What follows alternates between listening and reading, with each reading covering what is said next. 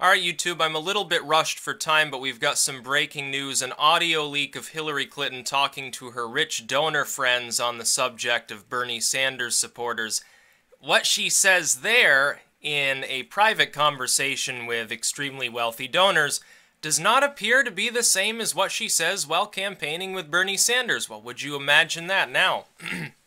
It's been obvious for some time, to those of us with a brain that works, that Clinton's not a progressive. She doesn't care about progressivism. She doesn't care about socialism or anything like that. Now, I don't personally care because I don't support socialism either. But if you're not in support of it, the proper thing to do is let people know, yeah, I'm not a socialist. I don't really take up that tack on issues. Clinton, of course, has pretended to be in favor now of everything from single payer to free education, free sort of college time for students and so forth. She just announced today, of course, her youth reserve bullcrap that would never actually get done, and we all know that it wouldn't actually get done. It's just pandering.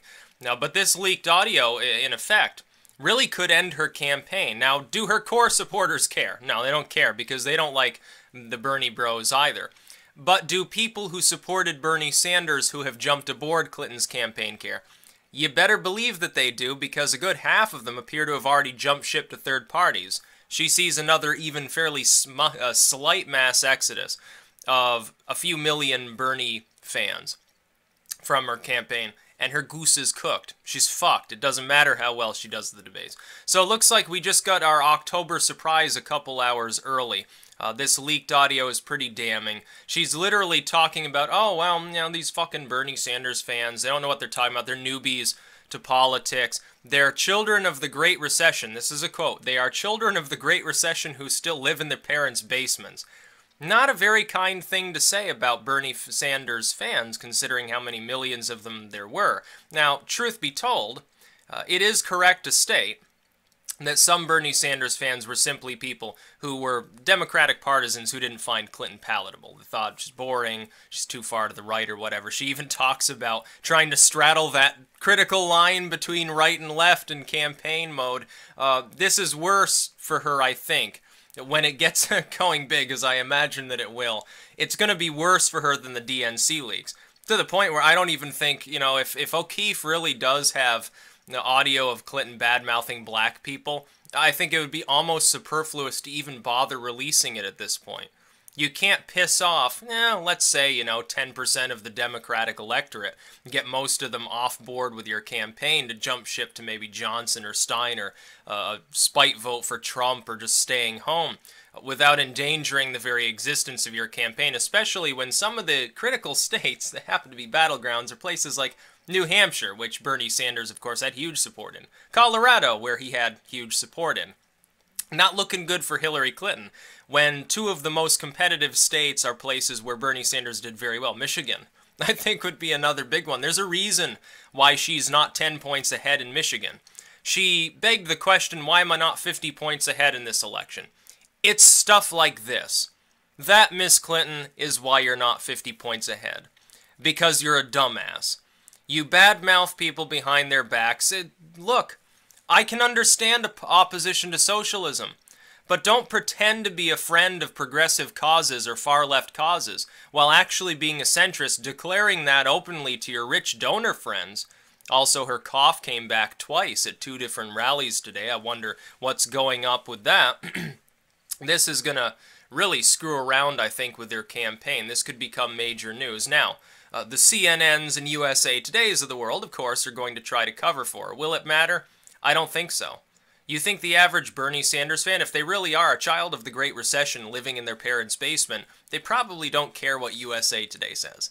They probably don't care what CNN says. They probably don't even really watch that much TV. They use the internet. And on the internet, it's still a Wild West sort of scenario. This news will get around. Then you've, of course, got several more debates for her to go to when her cough is apparently coming back. Might be a little bit of a problem.